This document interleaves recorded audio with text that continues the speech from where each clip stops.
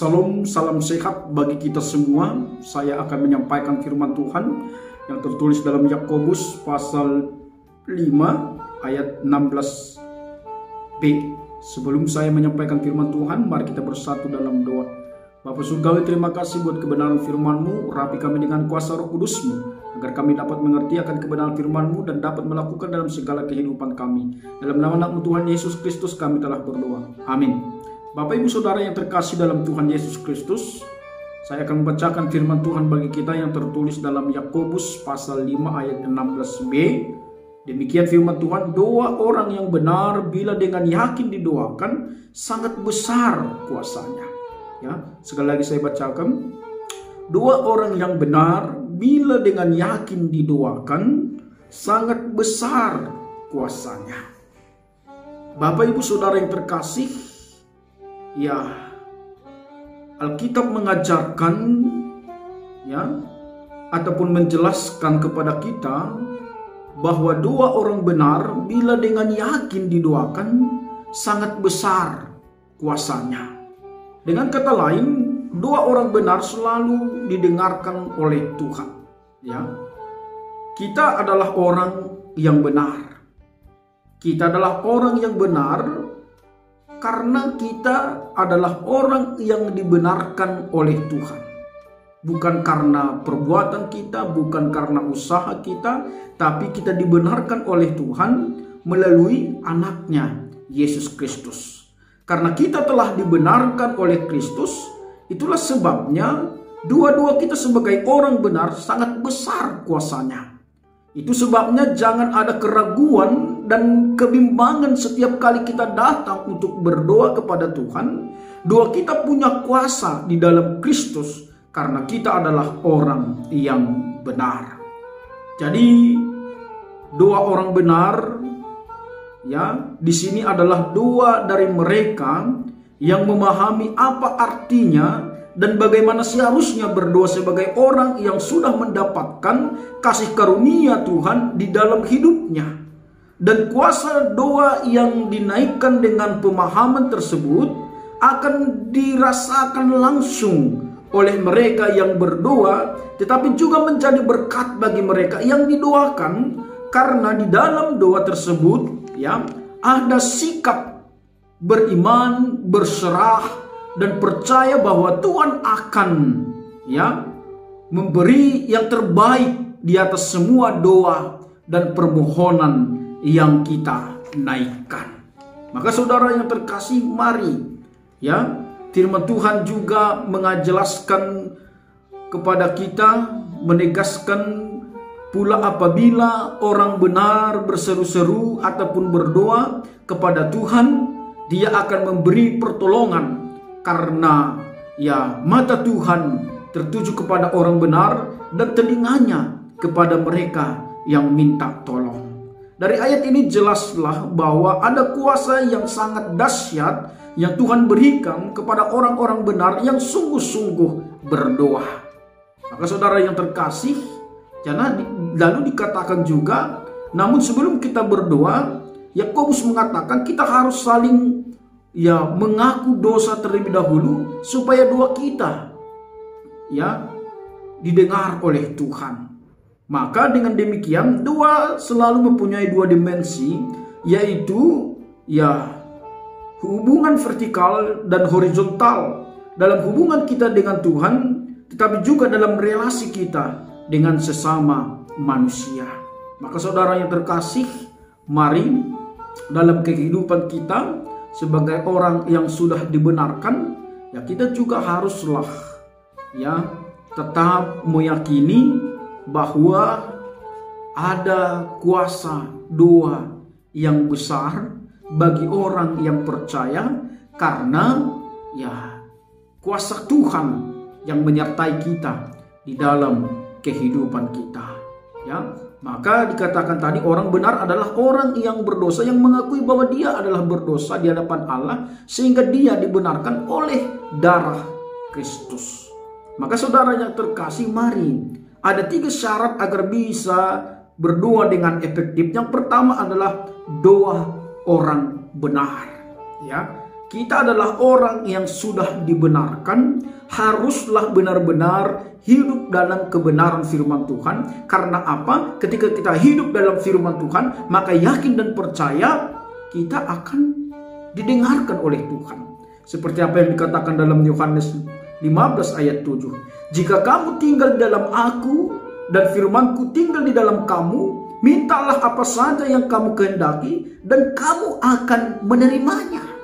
Maka saudara yang terkasih, mari kita harus berdoa sebagai orang yang sudah dibenarkan, dan benar-benar berdoa bukan untuk memuaskan hawa nafsu kita, memuaskan keinginan-keinginan kita, tapi di balik itu adalah perwujudan dari apa yang ingin Tuhan lakukan di dalam kehidupan kita. Maka mari, syarat yang pertama tadi agar kita berdoa dengan efektif adalah orang yang benar, orang yang hidup dalam kebenaran firman Tuhan. Karena orang yang hidup dalam firman Tuhan dan firman Tuhan yang tinggal dalam kita, maka dikatakan apa saja, mintalah apa saja yang kamu kehendaki dan kamu akan menerimanya. Maksudnya sini juga kita sudah tahu apa yang kita minta sebagai orang yang telah menerima anugerah itu, sebagai orang yang benar itu, pasti meminta apa yang sesuai dengan kehendak Tuhan, bukan hanya karena keinginan-keinginan daging kita. Baru yang kedua, syarat yang kedua adalah dengan yakin di dalam doa, atau dengan yakin didoakan. Maka keyakinan kita akan bertumbuh besar ketika kita mengenal Tuhan dengan benar. Maka ketika kita dengan yakin didoakan, dengan yakin berdoa, kenapa? Karena kita yakin pusat doa kita itu tidak salah, alamat doa kita itu tidak salah, dan kita berdoa kepada Allah yang Maha Kuasa. Maka kita penuh dengan keyakinan bahwa Tuhan tidak akan pernah mengecewakan kita. Karena keyakinan itu juga adalah lahir dari iman, lahir dari kedekatan kita kepada Tuhan. Relasi yang baik dengan Tuhan itu akan memberikan keyakinan bagi kita bahwa Tuhan akan selalu menyertai kita. Maka keyakinan itu lahir dari iman. Karena melalui iman kita akan yakin, tanpa iman kita akan ragu. Maka milikilah iman sehingga kita berdoa dengan penuh keyakinan. Baru yang ketiga, kita harus bertekun. Dalam berdoa juga kita harus tekun. Artinya di situ kita harus terus melakukan doa dalam hidup kita, terus berdoa kepada Tuhan, sehingga itu akan mendatangkan hal yang luar biasa dalam kehidupan kita. Kita lihat seperti apa yang dikatakan dalam ayat 17. Elia adalah manusia biasa sama seperti kita, dan ia telah bersungguh-sungguh berdoa supaya hujan jangan turun, dan hujan pun tidak turun di bumi selama 3 tahun dan 6 bulan. Lalu ia berdoa pula dan langit menurunkan hujan dan bumi pun mengeluarkan buahnya. Maka saudara yang terkasih, itulah kita lihat bagaimana besar kuasa doa itu bagi orang yang benar, bagi orang yang sungguh-sungguh, bagi orang yang tekun berdoa kepada Tuhan. Berdoa bukan hanya untuk menuntut Tuhan memenuhi segala keinginan kita, tetapi kita berdoa untuk lebih mendekatkan diri kepada Tuhan yang sempurna, sehingga semakin dekat diri kita, semakin kita dapat mengenal Tuhan dan mengerti kehendak-Nya. Dengan demikian kita dapat menyesuaikan kehendak kita dengan kehendak Tuhan, dan kita dapat menggenapkan kehendak Tuhan melalui hidup kita. Maka saudara yang terkasih, orang benar pasti mengutamakan kehendak Tuhan, bukan kehendak dirinya sendiri. Karena Yesus pun demikian. Yesus pun berdoa, bukanlah kehendakku yang jadi, tapi kehendak-Mu lah yang jadi.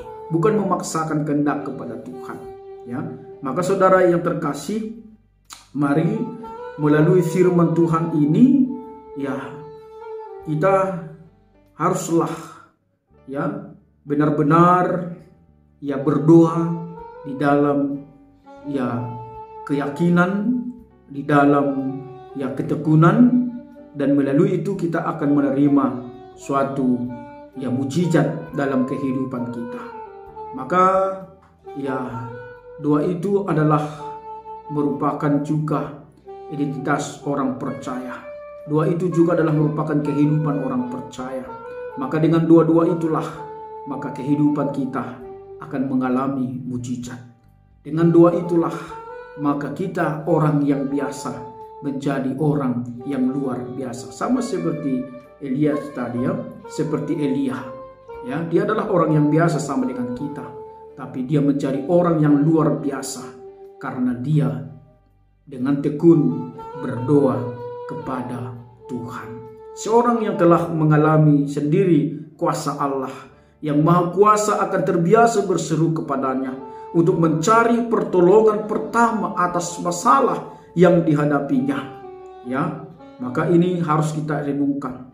Doa itu bukanlah cara terakhir bagi kita untuk menghadapi permasalahan kita, tapi doa itu adalah merupakan cara pertama kita meminta pertolongan kepada Tuhan. Jangan karena kita sudah buntu, kita sudah tidak mampu lagi melakukan sesuatu, baru kita berdoa kepada Tuhan. Tapi doa itu adalah pertolongan pertama atas masalah yang kita hadapi. Seperti apa yang dikatakan oleh Andrew Murray, seorang pendeta di abad ke-19, pernah mengatakan doa membuka jalan bagi Allah sendiri untuk melakukan pekerjaan di dalam dan melalui diri kita. Melalui doa itulah kita membuka jalan kepada Tuhan untuk berkarya, untuk bertindak melalui diri kita. Memang Allah sudah tahu, Allah sudah tahu apa yang akan kita sampaikan kepada Dia. Tapi ketika kita berdoa kepada Tuhan, artinya di situ kita memiliki ketergantungan, relasi yang baik dengan Tuhan, karena kita merasa tanpa Tuhan kita tidak mampu untuk menjalani kehidupan ini. Maka saudara yang terkasih di dalam Tuhan Yesus Kristus, kita diajarkan untuk selalu merasakan bahwa kehendak Tuhanlah yang terbaik di dalam kehidupan kita. Berikut ini ada rumusan doa yang ditemukan di saku seorang serdadu yang meninggal, yang kemudian disisir oleh Bruno Hospel. Dia mengatakan demikian: aku memohon kesehatan agar aku dapat melampaui prestasi, tapi Tuhan Allah memberikan kelemahan agar aku menurut. Aku memohon kekayaan agar aku merasakan kebahagiaan, tapi Tuhan memberikan aku kemiskinan agar aku menjadi bijaksana.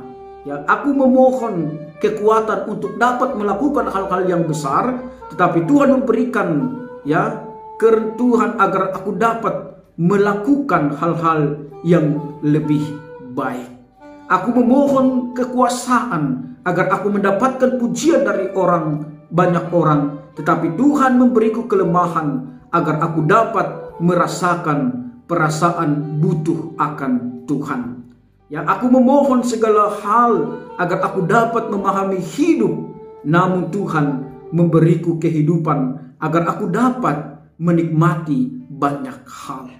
Maka ini saudara yang terkasih, tapi dalam itu dia mengatakan, dan aku tidak menerima apapun yang kumohonkan, tetapi aku mendapat lebih dari apa yang kuharapkan. Doa-doa dijawab dan aku menjadi orang yang paling diberkati. Maka saudara yang terkasih, inilah tadi. Memang kita melakukan permohonan kepada Tuhan, tapi Tuhan lebih tahu apa yang terbaik, apa yang lebih baik yang akan Tuhan berikan kepada kita. Maka serdadu tadi dia tidak menyesal, dia tidak mengeluh dengan hal itu, tapi dia terus mengatakan bahwa Tuhan menjawab doanya dan dia merasa dia adalah orang yang diberkati. Reinhard Niebuhr juga pernah mengajarkan rumus yang indah terkait dengan doa demikian: Tuhan memampukan aku mengubah apa yang dapat aku ubah. menerima apa yang tidak dapat aku ubah, dan kebijakan untuk dapat mengetahui perbedaan di antara keduanya.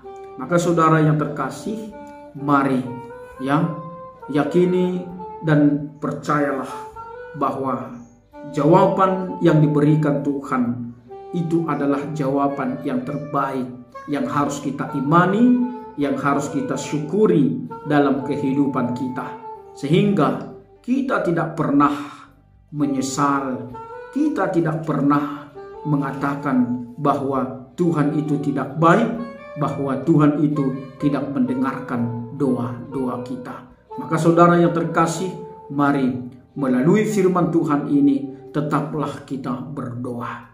Sebagai orang yang sudah dibenarkan, maka yakin dan percaya ada kuasa doa yang begitu besar melalui karya dan kekuatan daripada Yesus Kristus. Jangan pernah berhenti berdoa, jangan pernah bosan berdoa, tetaplah berdoa kepada Tuhan, karena kita yakin dan percaya doa itu adalah kekuatan bagi kita.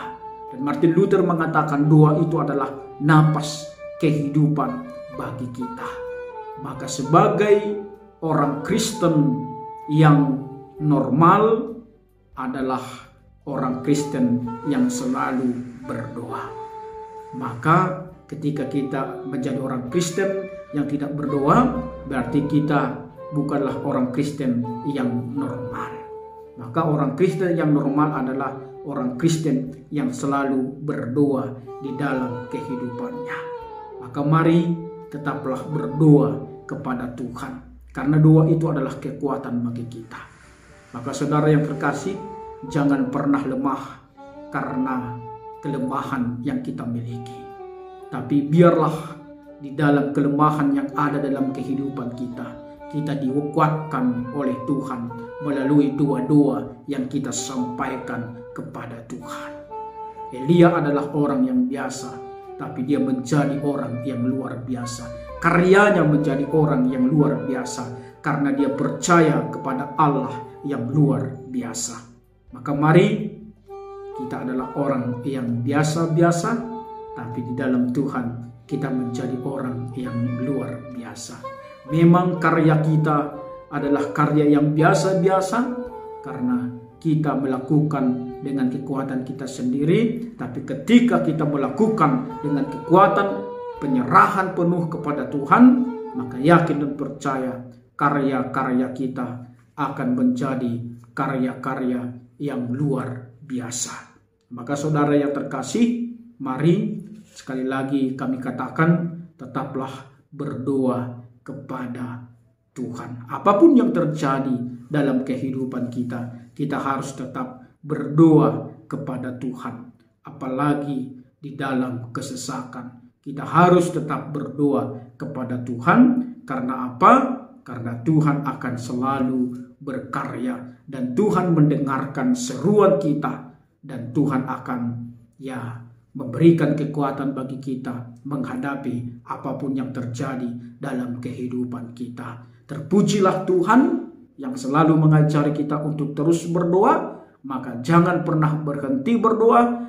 Yakinilah, imanilah bahwa Tuhan memiliki kuasa untuk memberikan kekuatan dan bahkan memberikan yang terbaik dalam segala doa-doa yang kita sampaikan. Salam.